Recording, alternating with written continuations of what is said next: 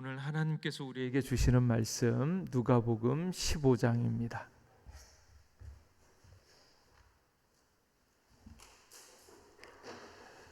누가복음 15장 11절에서 32절까지의 말씀입니다.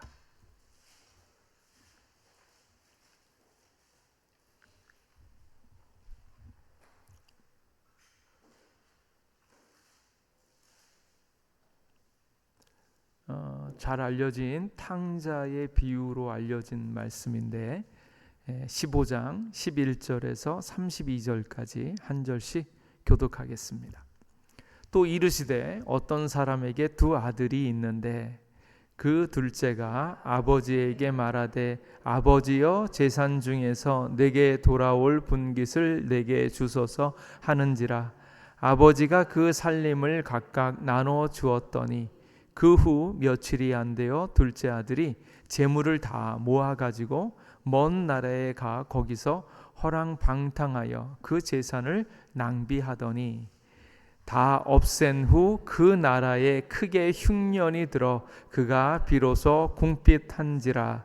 가서 그 나라 백성 중 한 사람에게 붙여 사니 그가 그를 들로 보내어 돼지를 치게 하였는데 그가 돼지 먹는 쥐염 열매로 배를 채우고자 하되 주는 자가 없는지라. 이에 스스로 돌이켜 이르되 내 아버지에게는 양식이 풍족한 품꾼이 얼마나 많은가. 나는 여기서 주려 죽는구나. 내가 일어나 아버지께 가서 이르기를 아버지 내가 하늘과 아버지께 죄를 지었사오니 지금부터는 아버지의 아들이라 일컬음을 감당하지 못하겠나이다. 나를 품꾼의 하나로 보소서 하리라 하고 이에 일어나서 아버지께로 돌아가니라. 아직도 거리가 먼데 아버지가 그를 보고 측은히 여겨 달려가 목을 안고 입을 맞추니 아들이 이르되 아버지 내가 하늘과 아버지께 죄를 지었사오니 지금부터는 아버지의 아들이라 일컬음을 감당하지 못하겠나이다 하나 아버지는 종들에게 이르되 제일 좋은 옷을 내어다가 입히고 손에 가락지를 끼우고 발에 신을 신기라. 그리고 살진 송아지를 끌어다가 잡으라. 우리가 먹고 즐기자. 이는 내 아들은 죽었다가 다시 살아났으며 내가 잃었다가 다시 얻었노라 하니 그들이 즐거워하더라. 맏아들은 밭에 있다가 돌아와 집에 가까이 왔을 때에 풍악과 춤추는 소리를 듣고 한 종을 불러 이 무슨 일인가 물은데 대답하되 당신의 동생이 돌아왔음에 당신의 아버지가 건강한 그를 다시 맞아들이게 됨으로 인하여 살진 송아지를 잡았나이다 하니 그가 노하여 들어가고자 하지 아니하거늘 아버지가 나와서 권한대 아버지께 대답하여 이르되 내가 여러 해 아버지를 섬겨 명을 어김이 없거늘 내게는 염소 새끼라도 주어 나와 내 벗으로 즐기게 하신 일이 없더니 아버지의 살림을 창녀들과 함께 삼켜버린 이 아들이 돌아오매 이를 위하여 살진 송아지를 잡으셨나이다. 아버지가 이르되 예 너는 항상 나와 함께 있으니 내 것이 다 내 것이로되. 함께 읽겠습니다. 이 내 동생은 죽었다가 살아났으며 내가 잃었다가 얻었기로 우리가 즐거워하고 기뻐하는 것이 마땅하다 하니라. 아멘. 우리가 예수님의 비유를 한동안 달려왔는데 이제 오늘로 당분간은 비유를 이것으로 정리하고 다음 주에는 다른 것을 하려고 합니다. 그래서 비유 말씀 가운데서 마지막으로 가장 복되고 아름다운 비유의 말씀, 이 탕자의 비유. 또 오늘 제가 이름 붙이기로는 탕자의 비유보다는 아들을 잃어버린 아버지의 비유 이렇게 해봤습니다. 이 말씀이 얼마나 복되고 기쁘고 좋은 말씀인가 좀 같이 나눠보려고 합니다. 비트코인 안 하시죠? 비트코인 하는 사람이 혹 있겠지만 가급적이면 안 하는 게 좋겠다 생각이 드는데, 그래도 비트코인에 대한 이야기들이 많이 들려오는 것 같아요. 근데 재밌는 이야기 가운데 하나가 비트코인을 잃어버린 사람. 암호화폐이니까 그 비밀번호와 이런 것들을 꽁꽁 싸둬야 될 것 같은데, 그게 잃어버리면 찾기가 많이 어렵죠. 많이 어렵죠. 벌써 지금으로부터 한 12년 전에 그 영국의 제임스 하웰스라는 사람이 있었는데, 그 사람이 비트코인을 잃어버렸습니다. 몇 개를 잃었냐면 8,000개. 그냥 이렇게 잃어버린 게 아니라 여자친구가 뭐 지금 얘기 듣기로는 그 제임스 하웰스의 전 여자친구 이렇게 되어 있는 거예요. 이 일 때문에 헤어졌는지 뭐 어떻게 했는지 모르겠는데 전 여자친구가 그가 쓰고 있던 컴퓨터를 내다 버렸습니다. 그래서 그 하드 드라이버에 담겨져 있는 비트코인, 그래서 그 하드 디스크 그 드라이브를 통째로 버렸는데 그게 쓰레기장으로 가가지고 매립지에 묻혀져 버렸어요. 그래서 2013년도에 잃어버린 겁니다. 2013년도. 그러니까 그 당시에 이제 가상화폐가 비싸지도 않는 뭐 이런 때였을 텐데, 그때 이제 한 개당 15달러, 그러니까 한 2만 원 정도 뭐 이렇게 된다 그래요. 근데 그게 8,000개가 담겨져 있어서 그거를 그 컴퓨터를 버린다고 쓰레기장에다가 이게 묻힌 겁니다.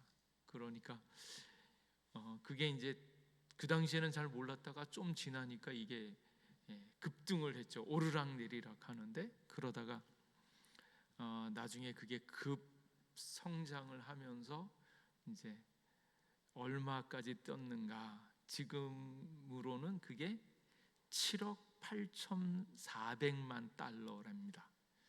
그래서 그게 우리나라 돈으로 치면 1조 1,300억 원 이렇게. 근데 그거를 여자친구가 그 컴퓨터를 내다 버리니까, 그러니까 이거 어떻게 합니까? 그걸 찾겠다고 이제 그 매립지를 가서 본인이 찾겠다고 얘기를 하는데, 그 매립지를 담당하고 있는 시에서 허락하지를 않는 거예요. 그러니까 이제 이 사람이 요구 조건을 만일 찾으면 이제 그 돈의 10%를 뭐 그 지역을 위해서, 또는 그 뭐 암호화폐 활성화를 위한 센터를 짓고 뭐 이런 식으로 쓰겠다라고 제발 그 매립지를 찾을 수 있도록 허락을 해달라. 이제 그랬더니 그 매립지 시 당국에서 하는 얘기는 그 생태에 대한 부분들을 훼손할 수 없기 때문에 거부를 했습니다. 그러니까 이제 그 일 때문에 계속적으로 그 찾는 일을 계속해 오는데, 벌써 그게 2013년도니까 25년이니까 12년 이렇게 지났거든요. 근데 최근에 들으니까 이제 거기가 해당 쓰레기장이 이제 더 이상 운영이 어려워서 그거를 이제 팔려고 하니까, 이 그 제임스 화일스는 그 해당 쓰레기 매립지를 직접 구입하는 것을 방안으로 하고 있다. 이제 이런 이야기를 듣는 겁니다. 잃어버린 거예요. 그리고 그 잃어버린 것이 가치가 있으면 찾고 싶어하는 마음이 간절한 마음이거든요. 그러니까 오늘 있는 이 말씀 가운데 가장 큰 핵심은 무엇인가 하면, 가장 소중한 것을 잃어버렸고 그것을 찾는 이야기가 나와 있다라는 거예요. 그래서 누가복음 15장에 보면 비유가 3개가 나옵니다. 첫 번째가 잃어버린 양 비유, 잃어버린 양의 비유가 나옵니다. 그래서 너희 중에 어떤 사람이 양 100마리가 있는데 그 중에 하나를 잃으면 99마리를 들에 두고 그 잃은 것 하나를 찾지 않겠느냐. 잃은 것 하나가 얼마나 소중한지 아냐. 그것을 찾으려고 애를 쓰는 그런 목자가 나오고요. 그 두 번째 나온 것은 잃은 드라크마예요. 어떤 여자가 10드라크마가 있는데 하나를 잃어버렸는데 등불을 켜고 그거를 계속적으로 찾는 겁니다. 그 찾다가 어떻게 그것을 찾았어요. 드라크마 하나를 은전인데 그냥 은전이면 귀한 동전 정도 되겠죠. 동전은 동으로 만든 게 전이니까 귀한 은전은 동전이다라고 얘기하면 은전은 더 귀한 거겠죠. 그러니까 그 작은 동전 같은 것을 찾았는데 그 찾은 것 때문에 잔치를 벌이는 겁니다. 나와 함께 즐기자, 잃은 드라크마를 찾았노라 그러면서 얘기하는 거예요. 그래서 내가 죄인 한 사람이 회개하면 하나님의 사자들 앞에서 기쁨이 되느니라. 그런데 이제 그 세 번째 비유가 뭔가 하면 아들을 잃어버렸다라는 거예요.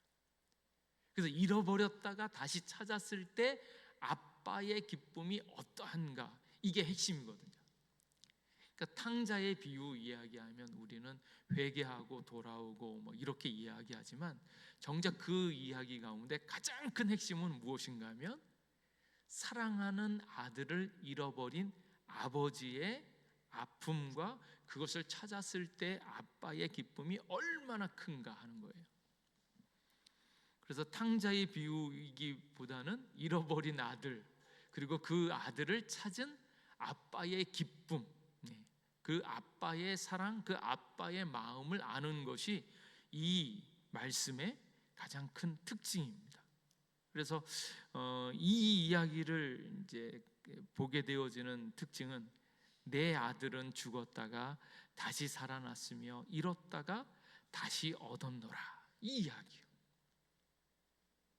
그래서 문제는 이 아들이 무슨 고생, 무슨 고통을 당했는가, 그게 중요한 게 아니고 탕자가 집 나가서 개고생했다, 이게 중요한 게 아니고 문제는 그 아들을 아버지가 얼마나 사랑했는가, 그리고 그 아버지가 이 아들을 잃었을 때 얼마나 괴롭고 힘들고 아파했는가, 그것이요.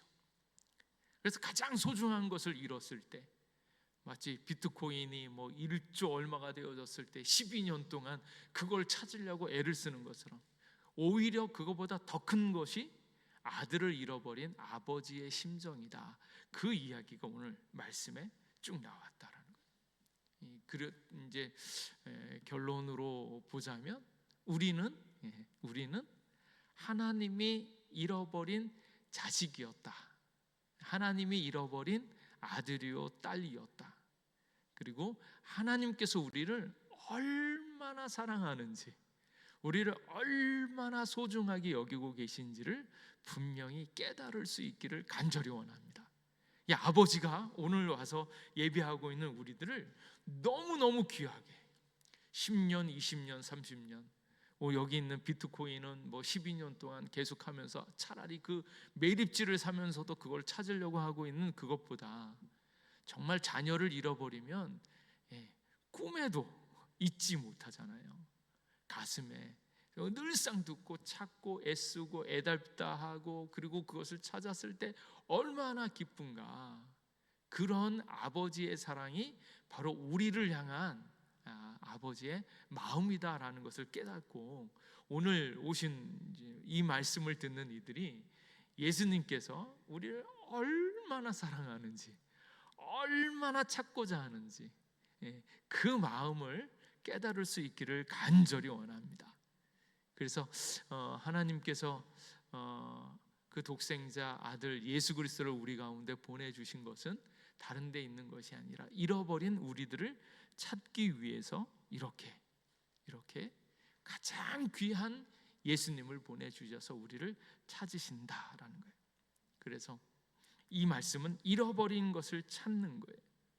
잃어버린 것을 찾는 것, 그리고 그 잃어버리는 사람 가운데 가장 귀한 것이 잃어버린 영혼, 잃어버린 아들, 딸들을 찾는 하나님의 아버지의 마음을 이제 보는 겁니다. 근데 이제 우리 성도님들이 본인이 얼마나 귀한 아들인지, 본인이 얼마나 귀한 딸인지를 자꾸 잃어버리는 거예요. 우리가 하나님을 찾고 찾는 이유는 어디 있냐면, 그 누구에게 가서도 이러한 사랑을 경험하거나 맛볼 수 없을 정도로 하나님 아버지의 사랑이 가장 크다라는 것을 깨달을 수 있기를 간절히 원합니다. 여기에서 이 아들을 찾기 위해서, 잃은 양 한 마리를 찾기 위해서 99마리를 내버려 두고 한 마리를 찾아 나서는 목자의 심정. 그리고 드라크마가 있는데 하나를 찾아내고 뭐해요? 잔치를 벌이잖아요. 이거 참 재밌는 게, 양 한 마리를 찾았는데 잔치를 벌인대요. 양 한 마리를 찾았는데 잔치를 벌이면 오는 사람들 다 와서 잔치를 벌이면 잔치에 들어가는 비용이 양 한 마리만 잡을까? 이게 너무 재밌는 거예요. 잔치를 벌이면 오는 사람들 다 들어와서 이렇게 잔치를 하면 양 한 마리 잡아가지고 다 되겠습니까? 양 한 마리 찾았는데 양 2마리, 3마리, 어쩌면 10마리를 쓰면서 잔치를 벌이고, 그리고 잃어버린 은전 드라크마 찾았는데 그 하나 찾았다고 잔치를 벌이면 은전 10개는 더 쓰고도 남겠다. 근데 그 마음은 어떤가 하면, 절대로 잃어버려서는 안 되는 그 하나요. 바로 그 사람이 바로 우리다라는 것을 기억해야 되는데, 성도님들이 그것을 잘 모르십니다. 본인이 어떠한 존재인지를 몰라요. 예수님도 얼마나 귀하신 분인지도 잘 모르거니와 우리 자신이 얼마나 소중하고 귀한 자인지를 잘 모른다. 오늘 있는 이 말씀 가운데 잃어버렸다. 여러분은 지금 하나님께서 잃어버린 자녀입니까? 아닙니까? 찾은 자녀입니까? 이걸 생각해 보면 하나님이 나를 너무너무 기뻐하시고 사랑받는 그 자리에 왔을 때, 이제 내가 내 자리를 찾았구나 라는 것을 아는 거예요. 예수님과 함께 있어서 예수님의 사랑과 은혜와 나로 인하여 주시는 하나님의 그 사랑을 온전히 경험하고 있을 때, 내가 이 자리가 내 자리구나 라는 것을 아는데, 많은 분들이 지금 내가 어디에 있는가, 하나님이 나를 잃어버렸는데, 오늘 있는 탕자의 비유는 또 이 탕자는 지가 스스로 죄를 짓고 나가버렸네. 하나님은 사랑이신데 떠나버린 탕자의 이야기를 찬찬히 보면서, 하나님 안에서 기뻐해야 될 자리를 떠난 것은 아닌가, 하나님하고 같이 있는 것 같은데 그 사랑을 누리지 못하고 있는 것은 아닌가 하는 것을 살펴보는 거예요. 우리가 지금 어디에 있는가?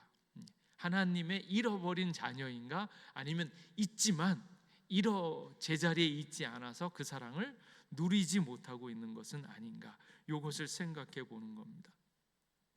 그래서 하나님이 찾으시는 잃어버린 사람이 내가 맞는가? 예수님이 나를 찾고 있는가? 나를 찾아서 얼마나 많이 기뻐하고 있는가? 근데 많은 분들은 예수님을 만났을 때의 기쁨도 굉장히 크지만, 예수님을 안 만나고 예수님 안에 없어도 이게 대충 살아가고 있는, 그렇게 살아도 별반 잃어버린 것 같지 않은 느낌을 가지고 있는 사람들이 많은데, 지금 네가 가지고 있는, 네가 위치한 위치가 정말로 원래 위치가 맞는가? 잃어버린 위치인가? 원래 위치인가? 라는 거예요. 기억나세요? 여러분이 원래 있었던 원래의 자리요? 내가 어디 있었지? 옛날에 그 창세기에 보면 아담이 범죄해서 숨었을 때 뭐라 그래요? 아담아, 네가 어디 있냐? 그러잖아요. 그때 어디 있느냐의 그 자리가 무슨 자리입니까? 하나님을 떠난 자리였잖아요. 그러니까 너가 지금 하나님 안에 있어서 그 자리를 누리고 있는가? 그럼 우리 인간들은 지금 하나님 안에 있는 자리에 하나님 안에 이 자리에 있는가, 그 자리를 누리고 있는가를 생각해 보면 우리가 우리를 너무 잘 모른다라는 거예요. 그러니까 이미 태어나면서부터 우리가 나도 모르게 태어나면서부터 생각이라는 것을 하는 순간서부터 우리는 어디에 떨어져 있었습니까? 하나님을 떠난 자리에서 뭔가 잘 살려고 발버둥 치고 있었던 그 모든 인생의 여정들이 여기까지 왔어요. 그런데 그 너가 원래 있었던 자리가 어디 있는가 하는 것을 가르쳐 주는데, 그거를 많은 사람이 스스로 알고, 또 한 가지는 천국이 그립고 고향 에덴 동산이 그립고 그런 마음이 있을지 모르지만 막연한 그리움이고 우리가 어디서 있어야 되는지를 잘 모른다. 근데 그것을 가르쳐 주는 말씀이 있는데 에베소서 1장 4절에 있는 말씀입니다. 거기에 뭐라고 말씀하는가 하면, 곧 창세전에 그리스도 안에서 우리를 택하사. 우리가 어디 있었어요? 창세전에 그리스도 안에 있었다. 그리스도 안에서 우리를 택하사 우리로 사랑 안에서 그 앞에 거룩하고 흠이 없게 하시려고 그 기쁘신 뜻대로 우리를 예정하사 예수 그리스도로 말미암아 자기의 아들들이 되게 하셨으니, 이는 그가 사랑하는 자 안에서 우리에게 거저 주시는 바 그의 은혜의 영광을 찬송하게 하려는 것이라. 우리가 원래 있었던 자리가 어디라고요? 예수 그리스도 안에서 우리가 택함 받았다. 언제? 창세 전에라는 거예요. 그러니까 여러분이 원래 있었던 원래 자리가 여러분은 잘 모르겠지만, 기억도 잘 안 나겠지만, 엄마의 모태, 아니 그 이전에 창세 전에 어디였었나? 그리스도 예수 안에서 우리가 택함 받은 그 자리가 있다라는 거예요. 그러니까 하나님께서 너는 내 아들이다, 너는 내 딸이다, 그게 원래 자리였는데 지금은 많은 사람들이 그 아버지를 떠나가지고 아버지를 잃어버린 상태로 지금 대충 살아가고 있다라는 거예요.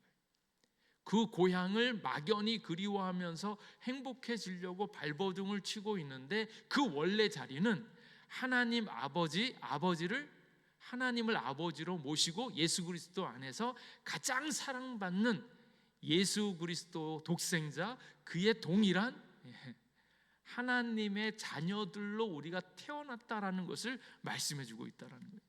그러니까 우리의 원래 자리가 어디입니까? 바로 예수님 안에서 하나님의 아들 딸들이다라고 하는 원래 자리요. 그 원래 자리를 잃어버려서 지금 헤매고 있는데, 하나님께서는 그것을 알고 있었고 각 사람을 보면서 뭐라고 생각합니까?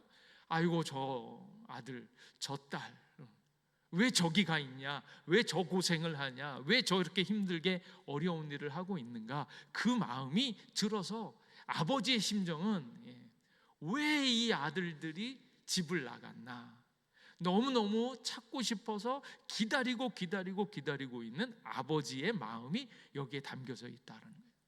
그러니까 우리가 지금 어디에 앉아 있는가, 어느 자리에 있는가 살펴볼 때 예수 그리스도 안에서 하나님의 아들과 딸의 위치에서 그 사랑과 은혜를 누리고 있을 때 이제 하나님의 찾은 바 되었다라는 거예요. 그래서 오늘 있는 이 말씀 가운데 가장 큰 핵심이, 하나님께서 잃어버린 아들을 찾는데, 잃어버린 딸을 찾는데, 그 딸이 누군가? 바로 우리가 바로 하나님의 잃어버린 자이고, 찾는 이유가 무엇입니까? 내 아들 딸들이 하나님 아버지를 떠나서 생고생을 하고 있다라는 거예요. 저기 나가서. 그래서 그 고생하고 있는 인생들을 향해서 얼마나 힘들까, 어려울까, 이제나 돌아올까, 저제나 돌아올까 기다리고 있는 하나님 아버지의 마음을 그대로 보여주고 있네요. 그러므로 오늘을 살아가고 있는 성도님들이 생각해야 되는 것은, 우리의 잃어버리지 않는 원래의 자리가 어디다?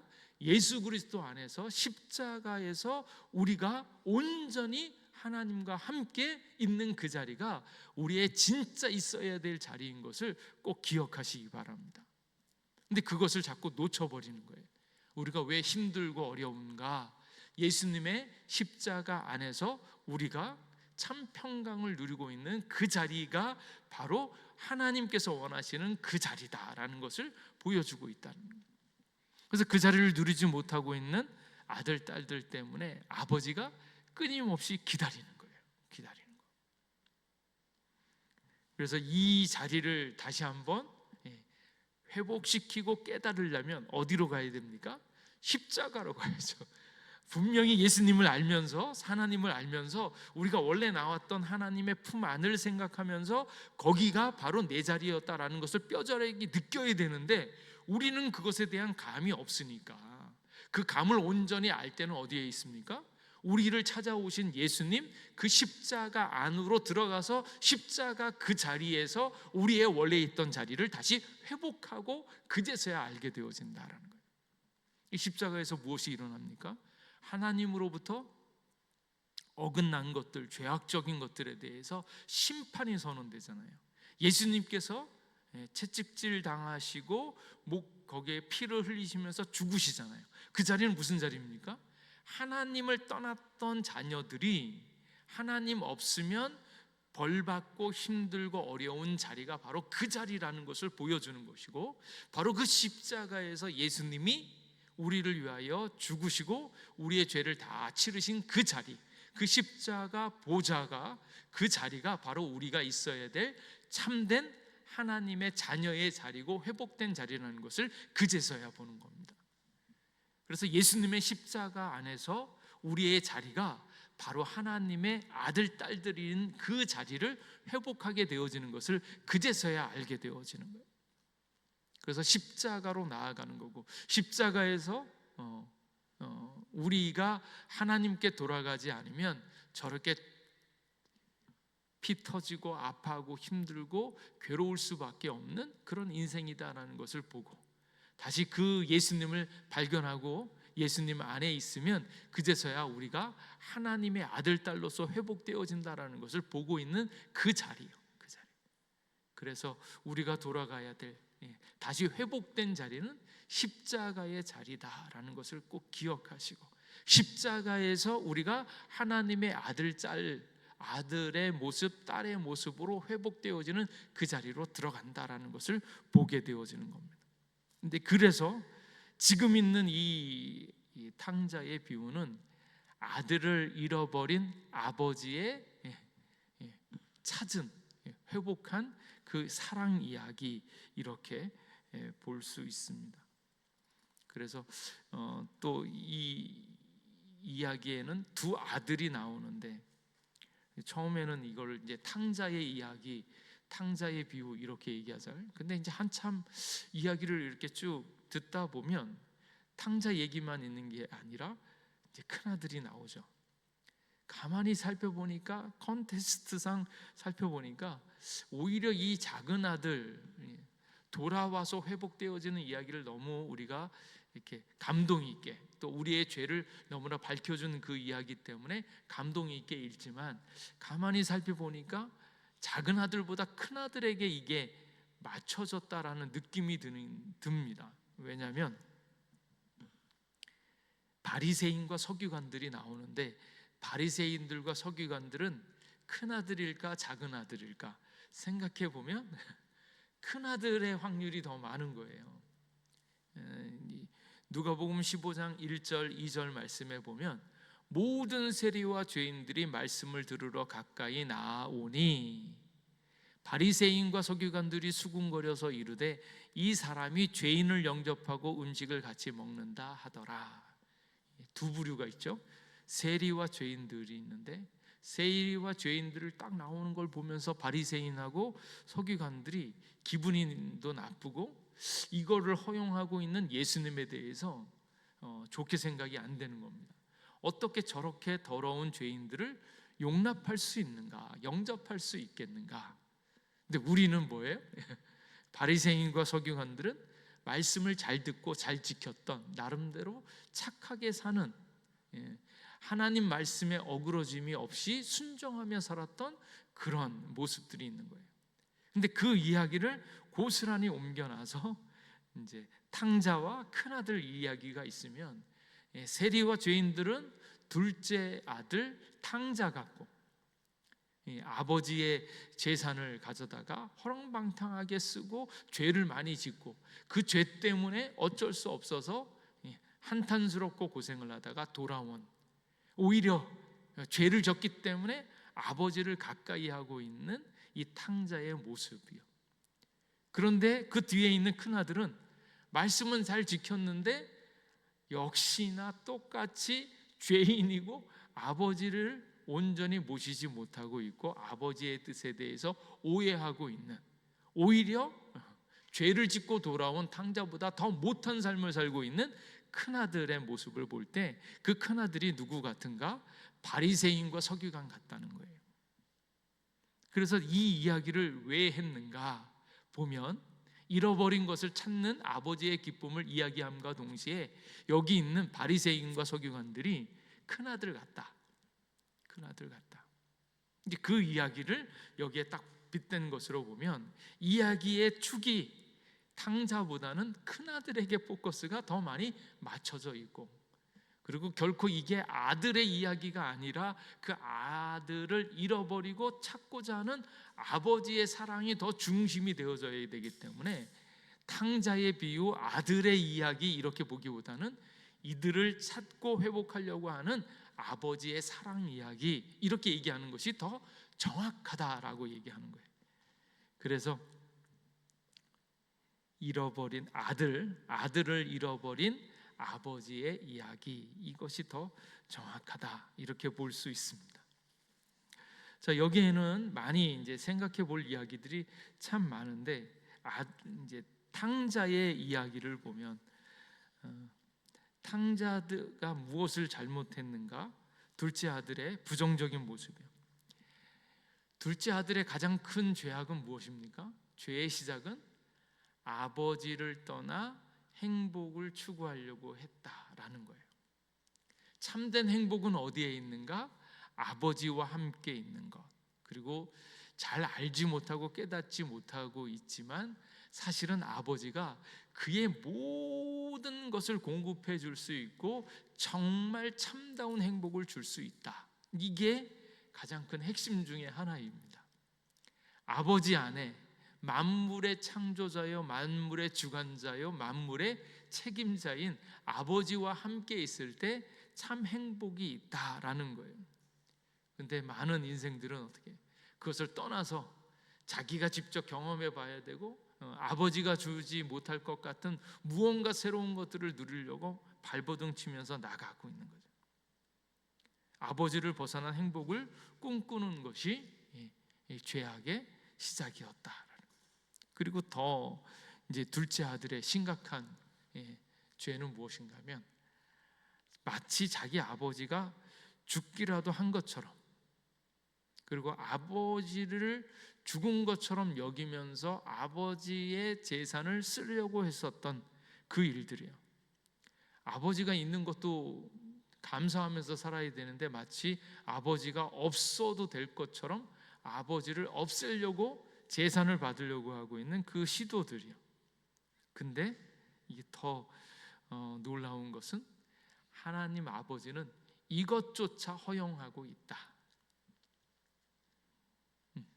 반항하고 저항하고 나가는 것, 그것에 대해서 아버지가 도와주지 않으면 이것 또한 불가능합니다. 자기 혼자 행복하려고 발버둥을 치지만 결코 혼자서 만들 수 없는 것이 인생인데, 이 아들은 그럴 거라고 아버지를 대상으로 아버지가 없는 것처럼 이 일들을 벌이는데, 또 이 하나님 아버지는 이 일들에 대해서 자유도 주고 사랑도 주고 넉넉함도 주고 건강도 주고, 이 모든 것들을 허락하여서 얼마든지 그것을 보도록 이것을 허용했다라는데, 아버지의 사랑이 나타나는 거죠.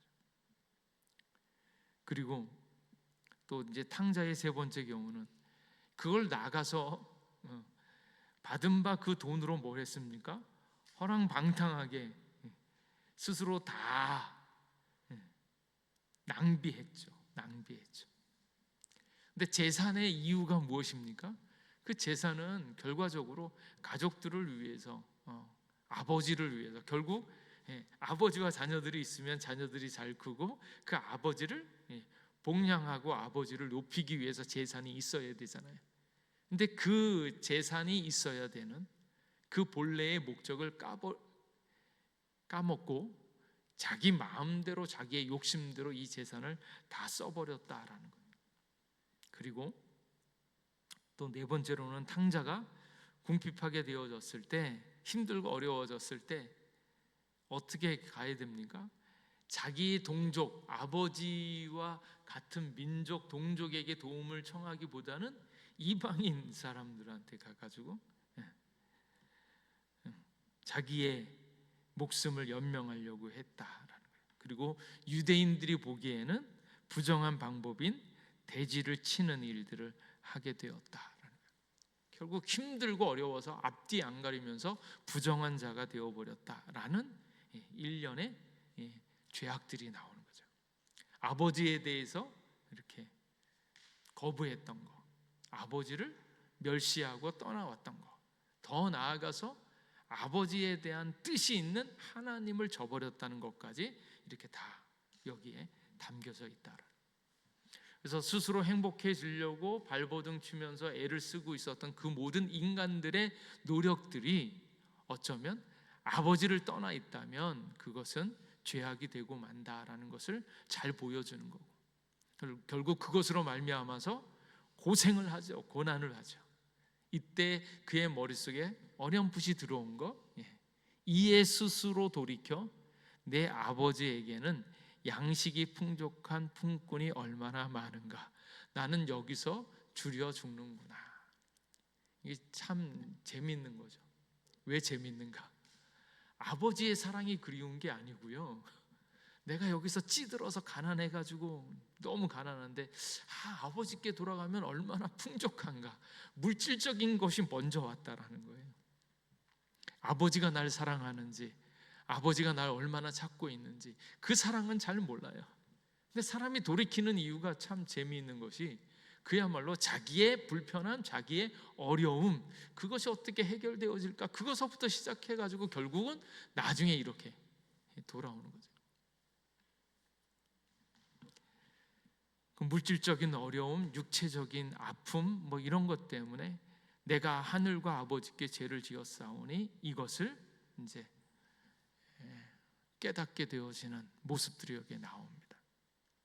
이런 아들을 보면서도 사랑 많은 아버지의 마음은 어떤가, 이런 탕자의 부정적인 모습에 대해서도 아버지는 그야말로 가진 게 여유와 넉넉함과 자비밖에 없는 것 같아요.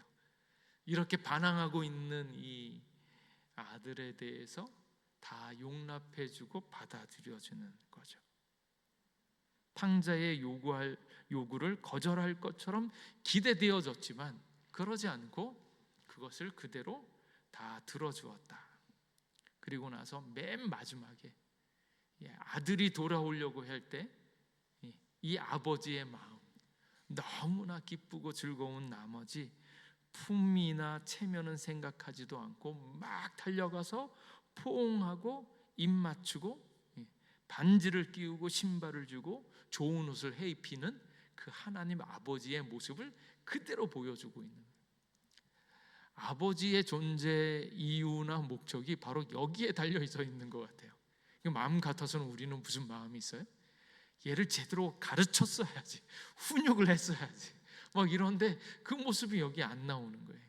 그러니까 훈육이 필요 없다는 것이 아니라 아버지의 진정성, 진짜 모습은 이 아들을 너무너무 사랑하고 있다라는 것을 보여주는 데 있다라는 거예요. 그래서 하나님 아버지의 모습을 생각할 때 우리가 너무나 부족하고 실패하고 죄를 졌어도 우리가 아버지께로 돌아가면 아버지께서 다 받아주시고 용납해 주신다는 그 하나님 아버지 되심을 분명히 기억할 수 있기를 간절히 원합니다. 그래서 언제든지 주님께로 돌아가면 주님께서 우리를 품어주시고 안아주실 것을 확실하게 믿으십시오. 그 어떤 인간도 이것을 온전히 가지고 있을 만한 사람은 없어요. 근데 사람은 나를 용납하지 못하고 때로 나를 상하게 하고 힘들게 할지 모르지만 하나님 아버지는 그럼에도 불구하고 나를 끊어 안아주시고 받아주고 있다라는 정확한 아버지의 모습을 기억할 수 있기를 바랍니다. 그래서 이 돌아온 것 안에, 그 안에 내용 있잖아요. 네가 제대로 깨달았어? 집 나가면 개고생이지 너 또 나갈래? 뭐 이런 거 확인하지 않습니다. 다시는 나갈 생각이 없도록 뭐 합니까?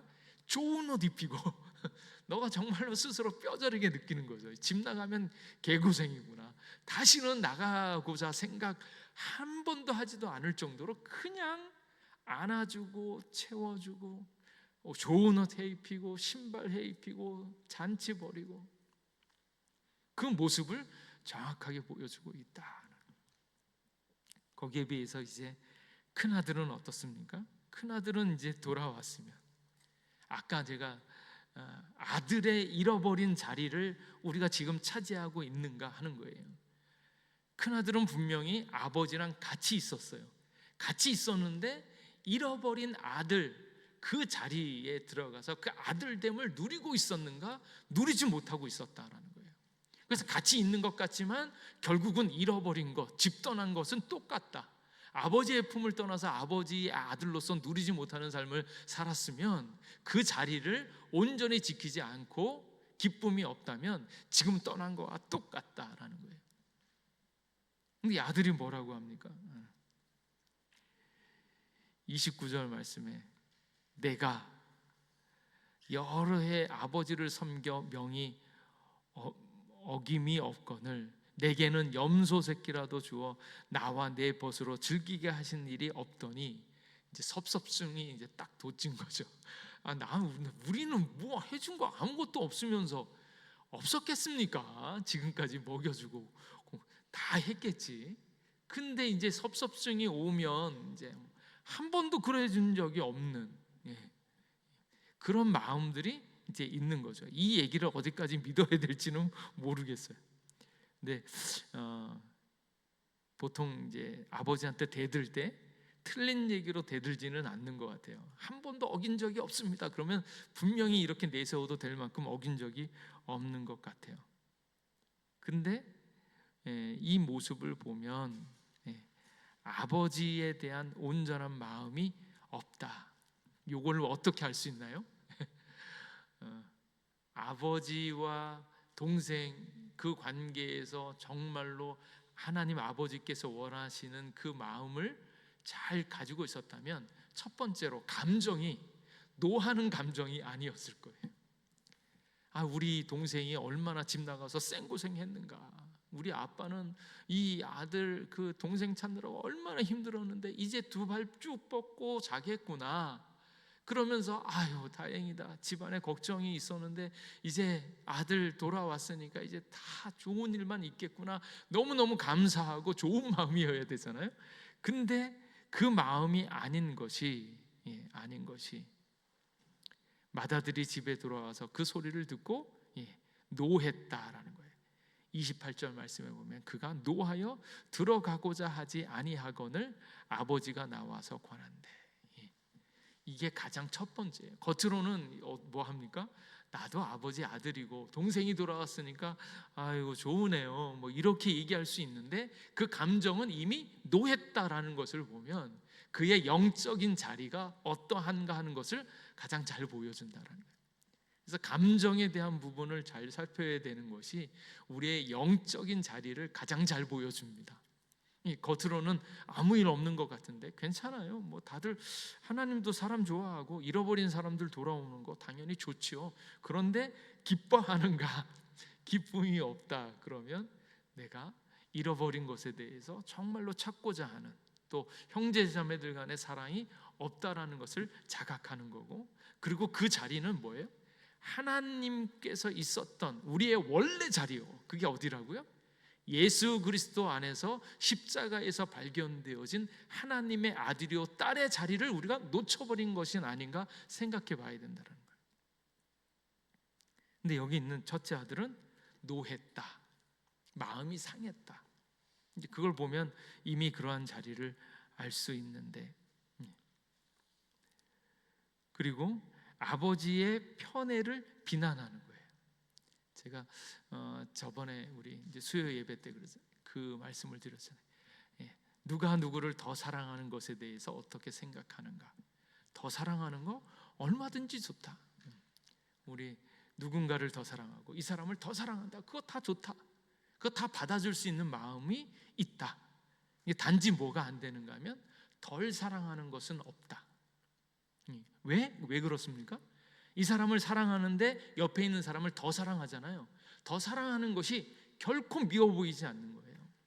사랑할 수 있으면 사랑의 깊이를 더해서 더 사랑하는 것 가능하고요. 그 사람보다 더 사랑하는 것, 더 사랑해 주니까 너무너무 감사한 거예요. 다른 사람이 일지라 하더라도 저 사람을 더 사랑할 수 있는 주님의 사랑이 다 더 깊은 차원으로 깊이를 더해서 나타나고 있는 것에 대해서 기뻐하는 마음이 있는, 동일하게 사랑은 더 사랑하는 것에 대해서 더 사랑하면 사랑할수록 예뻐 보이고 좋아 보이고 즐거워 보이는 거.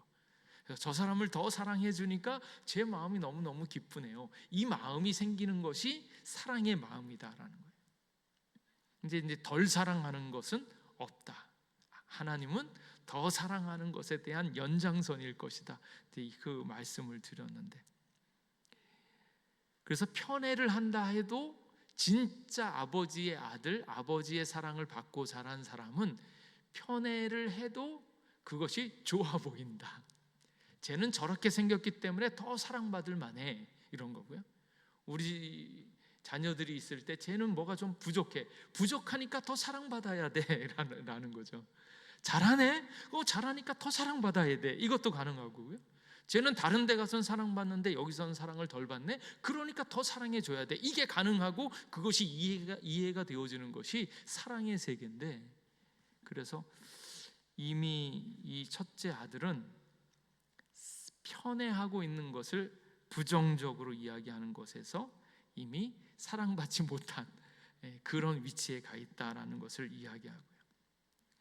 그리고 이야기할 때 친구들은 내 벗 이렇게 얘기하는데, 우리 동생 탕자에 대해서는 당신의 아들이라고 얘기하면서 마치 이 집 식구가 아닌 것처럼 그렇게 행세하고 있고, 그리고 집에 이제 재물이 있어서 그 아버님이 만약에 돌아가시면 그 재산이 다 자기의 것이 될 거잖아요. 그러니까 아버지의 재산이 곧 내 재산이라고 생각을 해야 되는데, 마치 그것을 내가 있을 때는 왜 이렇게 안 썼는가, 왜 나를 위해서 쓴 적이 없는가, 이렇게 얘기하는 것을 보면 아버지가 없어서 자기 마음대로 하는 것들을 염두에 두고 있었던, 어쩌면 아버지를 인정하지 않고 재산을 들고 나간 놈이나 여기에서 자기 마음대로 처분할 수 없던 것에 대해서 불평했다면, 아버지에 대해서 인정하지 않는, 그리고 아버지가 있어서 이 재산을 마음대로 쓰지 못했던 그런 심정이 나와 있다면 아버지에 대한 존중감이 나타나지 않은 것은 똑같다라는 거죠. 그럼에도 불구하고 이 아버지는 뭐래? 야, 너는 항상 나와 함께 있으니 내 것이 다 내 것이로되. 그렇게 실수하고 연약해도 내 것이 다 내 거야, 너는 내 아들이기 때문에 다 내 거야 라고 얘기했고, 이 내 동생은 죽었다가 살아났으며 내가 잃었다가 얻었기로 우리가 즐거워하고 기뻐하는 것이 마땅하다 하니라. 바라기는 이 이야기를 들었던 큰 아들은 깨닫고 돌아와서 이 말이 무슨 말인지 온전히 이해했을 거라고 믿습니다. 그래서 이 이야기를 볼 때 잃어버린 것에 대한 소중함, 하나님께서 잃어버린 영혼은 누군가, 아직도 예수님을 몰라서 힘들어하고 아파하면서 하나님께서 만드신 그 본래의 자리로 돌아가지 못한 그런 영혼들이 얼마나 많은가, 그리고 그들이 돌아왔을 때 하나님께서 얼마나 기뻐하는가. 오늘도 우리를 위하여 마련해 놓으신 하나님의 새 가족들이 있을 거예요. 그들이 들어왔을 때 하나님이 얼마나 기뻐하실까. 그리고 우리는 그야말로 하나님과 함께 있었던 큰 아들이 되어서 이 모든 사랑을 아버지와 함께 잘 누리고 있어서 그 동일한 마음으로 집 떠나간 둘째 아들이 들어왔을 때 정말로 함께 기뻐하고 즐거워하고 환대할 수 있는 우리가 되어줄 수 있기를, 그리고 우리가 주님과 함께 있어서 그 아들의 기쁨, 아들의 즐거움을 동일하게 누려서 아버지가 한마음 한뜻이 되어져서 잃어버린 것에 대해서 다시 찾고자 하는 그 기쁨이 얼마나 큰지를 같이 깨달아 알 수 있기를 간절히 원합니다. 그래서 오늘 우리의 영혼들을, 오늘 주님 앞에 있는 우리의 원래 자리를 찾아보면 하나님이 우리를 얼마나 이뻐하시는가, 우리를 얼마나 찾고자 하시는가, 그리고 나에 대해서 얼마나 소중하게 여기시는가 하는 것들을 찬찬히 살펴보시고 그 기쁨을 누릴 수 있기를 바랍니다. 예수님보다 우리를 더 사랑하신다고요. 예수님을 버리시면서까지 우리를 찾으신 그 사랑이에요. 그리고 그 사랑과 은혜를 누리기 위해서 오늘도 다시 주님 앞으로, 십자가 앞으로 우리를 부르고 있는 그 부르심을 분명히 볼 수 있기를 바랍니다. 그래서 예수님의 사랑과 은혜를 충만히 누리면서 아무리 퍼주어도 본전 생각나지 않고 언제나 기뻐하면서 나누어 줄 수 있는 그런 사랑의 풍성한 자들이 되시기를 주님의 이름으로 축복합니다. 기도하겠습니다. 하나님, 오늘도 주님 품에 나와서 주님의 말씀을 듣습니다. 잃어버린 자를 찾는 하나님 아버지의 그 심정을 보게 하시고 그 아들이 돌아왔을 때 얼마나 기뻐하는지, 정말로 잔치를 벌이고 정말 하나를 찾았는데 10개를 정말로 쓸 수밖에 없는 그 놀라운 잔치를 벌이시는 하나님 아버지의 심정을 보게 하시고 그만큼 우리를 사랑하고 아끼신다라는 것을 깨닫고 영혼의 소중함, 또 우리가 얼마나 주님의 사랑을 받고 있는지를 깨닫고 우리들 또한 잃어버린 영혼 찾는 저희들 되게 하여 주시옵소서. 오늘도 함께하여 주신 은혜에 감사드리옵고 예수님 이름으로 기도하옵나이다. 아멘.